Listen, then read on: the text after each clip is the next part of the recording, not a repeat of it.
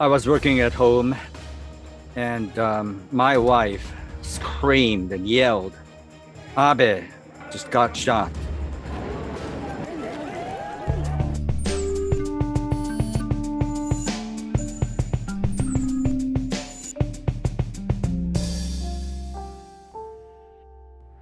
Hello and welcome to GZERO World. I'm Ian Bremmer, and on today's show, the world reels from news that a man with a homemade gun has assassinated Japan's former Prime Minister Shinzo Abe. It's the longest-serving prime minister in history, and it happened in broad daylight. Gun deaths in Japan aren't just rare, they're nearly unheard of. According to Japan's National Police Agency, in all of 2021, just one person was killed by gun violence in Japan.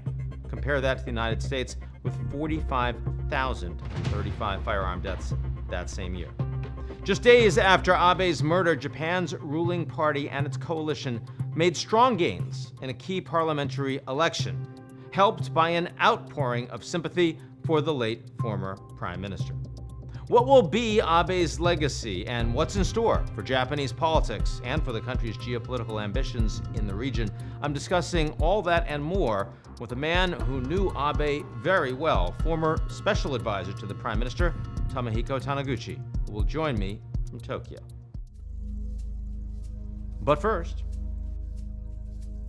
in the wake of former Japanese Prime Minister Shinzo Abe's assassination, Japanese citizens have repeated a similar refrain: "This is not who we are." The phrase refers to just how rare gun violence is in Japan and just how tightly the government restricts gun access. But it also describes a collective revulsion in seeing political assassinations back in the national spotlight after over half a century of peace.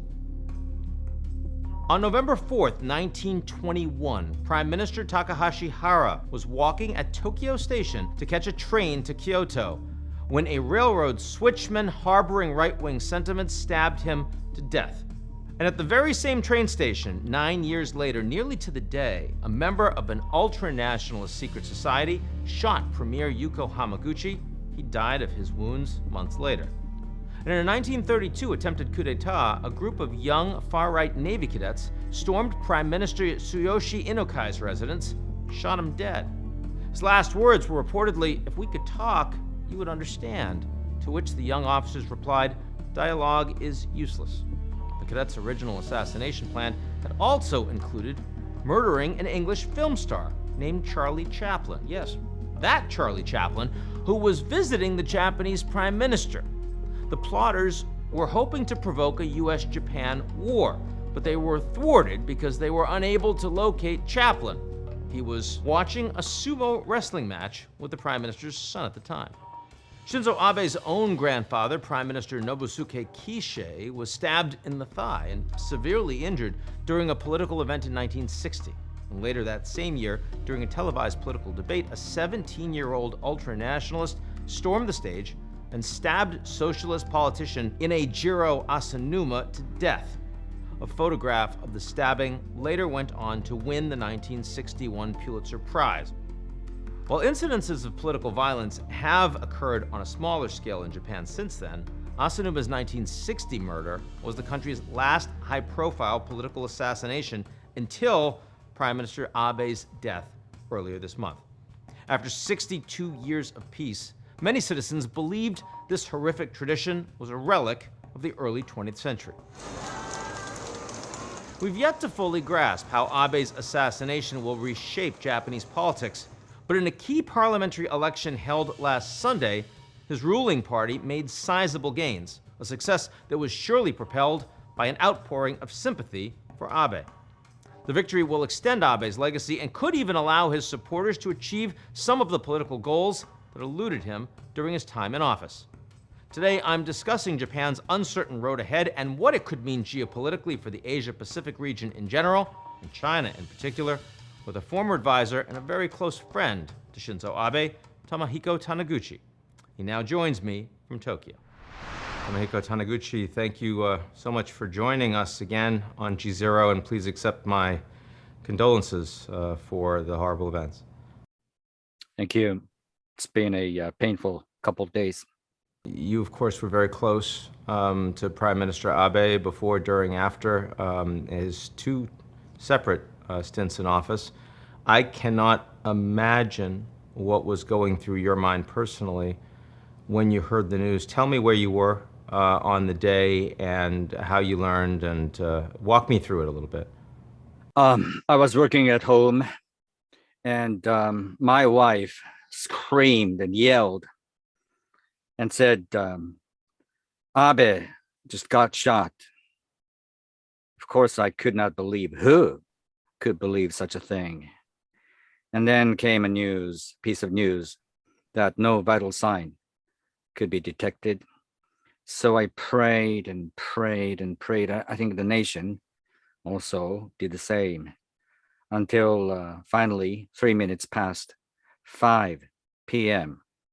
Japan time, we heard that Prime Minister Abe had just passed away. I was filled with a lot of different emotions all at the same time. Disbelief, grief. The strongest emotion, of course, was anger against the suspect who is in custody. The next day, Shinzo Abe's wife, Akie, with her husband's body, came back to Tokyo's residence, and I was there. And the former First Lady, Akie, appeared apparently devastated. I don't think she was able to shed any more drop of tears. And this evening, Tokyo time, they had the first farewell ceremony. Well, it's called spending night with the deceased.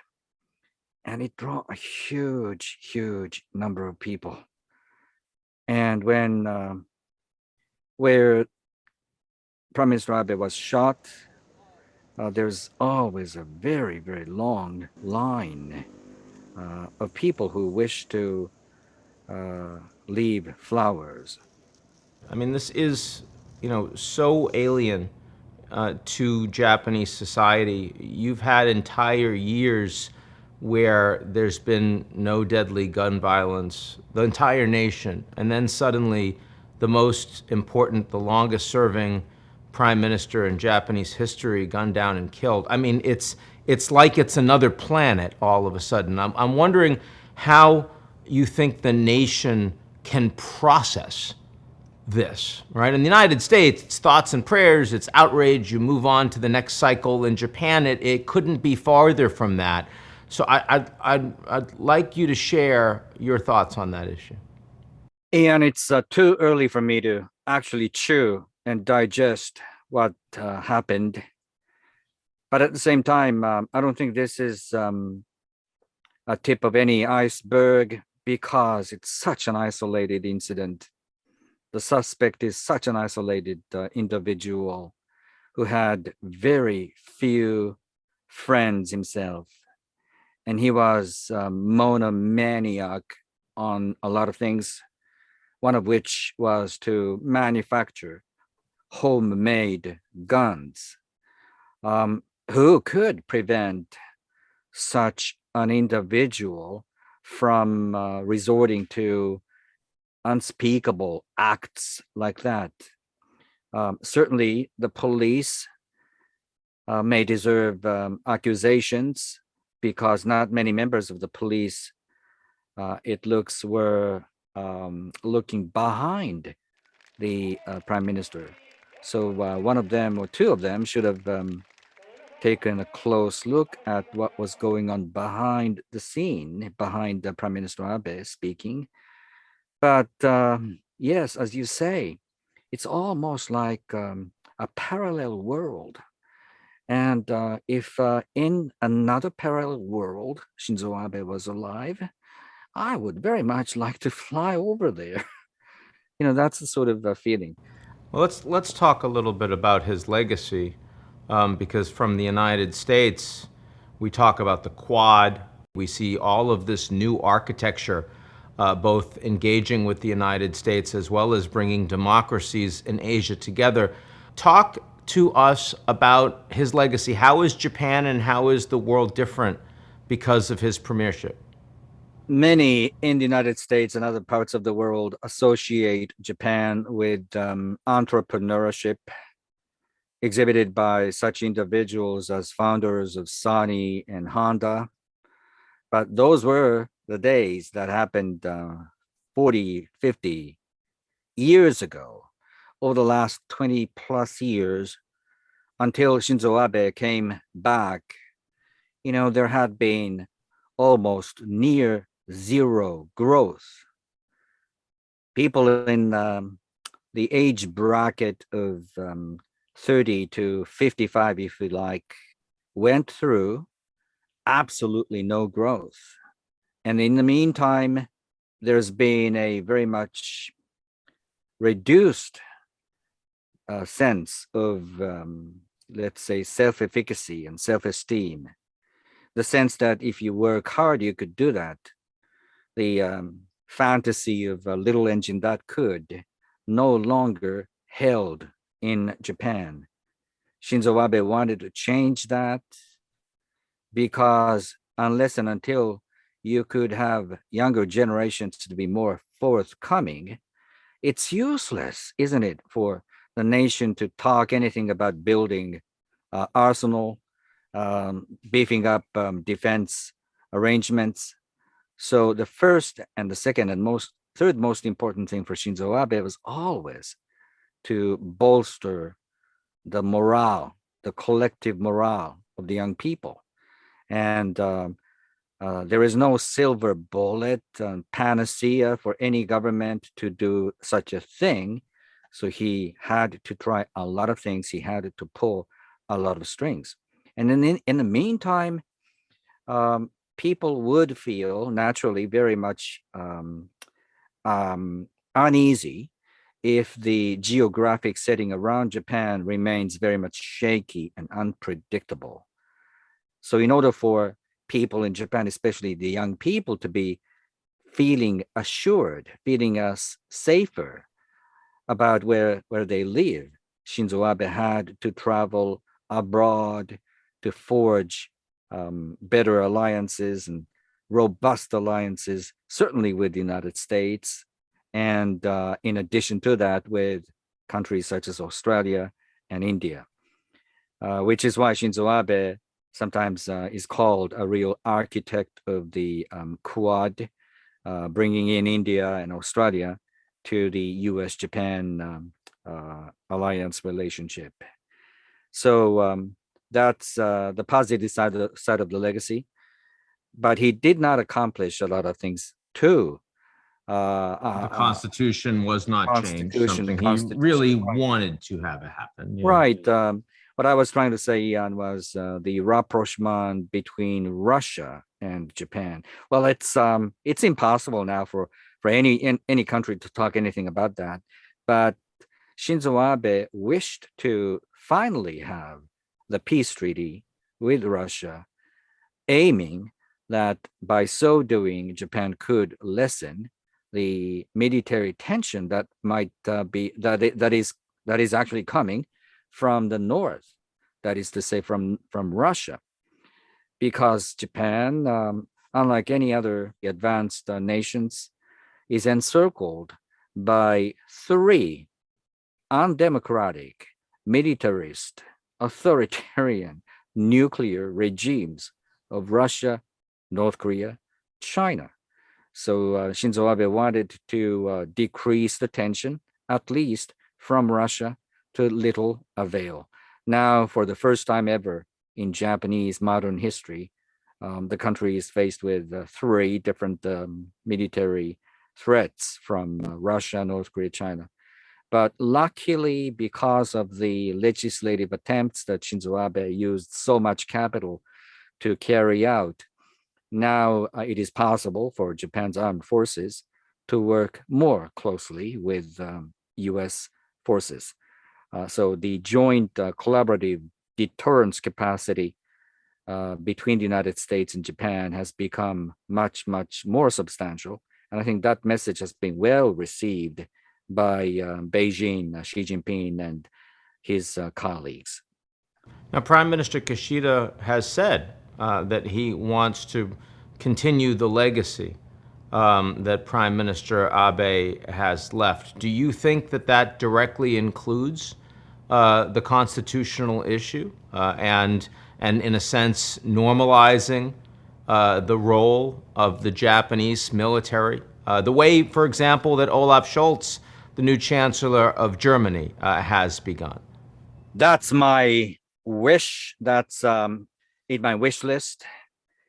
Kishida is now with a golden opportunity because over the next 3 years, Japan is going to have no major general national election. It's rare. And I would very much like to see Mr. Kishida growing up as a statesman to tackle some of those deep-rooted, difficult issues. Changing constitution is difficult, but it's not the only difficult issue. As I said, Japan's economy must be put on a growth trajectory more firmly. And in order for that to be made possible, I think what's important is to rewrite Japan's social contract, by which it means that pulling some resources out of those given to the elderly and putting them more to the younger generations. That's easy to be said, but difficult to be done. Who else could do anything like that without if Mr. Kishida couldn't do that? So I'm hoping Mr. Kishida could do that sort of things. Constitutional reform is very much important. However, as former Prime Minister Abe worked hard to strengthen Japanese armed forces so that they could work under peacetime more firmly with the United States forces. The necessity, the ultimate necessity of changing the Article 9, the famous Article 9, is not so much urgent as it was 5-6 years ago. However, the conventional interpretation of the Constitution, believe it or not, still holds that the presence of Japanese armed forces is substantially unconstitutional. So that must be changed. And I'm saying that Prime Minister Kishida, because he is now endowed with much more substantial political capital, should tackle these issues head on. Before we close, I mean, it's hard to ask this question because you and the nation are still very much experiencing a trauma. But I'm wondering, with an event of this scale inside Japan, do you think that Japanese society will change in any way? What's the effect of Abe's untimely assassination death on Japan going forward? When Japan was down, the just outpouring of sympathies and empathies from abroad helped a lot. If you recall, Japan underwent the triple disasters of tsunami, nuclear meltdown, and earthquake 11 years ago. That was the time when people from all over the world came out and said, carry on to the Japanese. And that's exactly the same that's going on now. Each and every day since Friday last week, we woke up, people in Japan woke up looking at the outpouring of sympathy. You know, the Israeli, in Israel, the bridge that connects Jerusalem and the outer community had Japanese flag as a sign of showing sympathy. My hope for the future, Ian, is that Japan will change for the better, because Shinzo Abe worked hard to be an accidental, in my own term, cheerleader in chief, who always encouraged women to break glass ceilings and encouraged 20-something and high teens to be more ambitious. So that's the positive legacy I would very much like to see taking root among Japanese young people.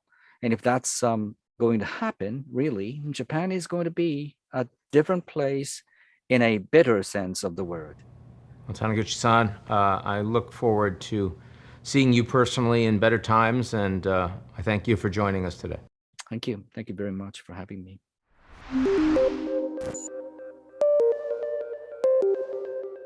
That's our show this week. Come back next week, and if you like what you see or you just can't wait for the next absolutely crazy week, we have far too many of them these days, why don't you take a minute, sign up for GZERO's most excellent morning newsletter. It's called Signal.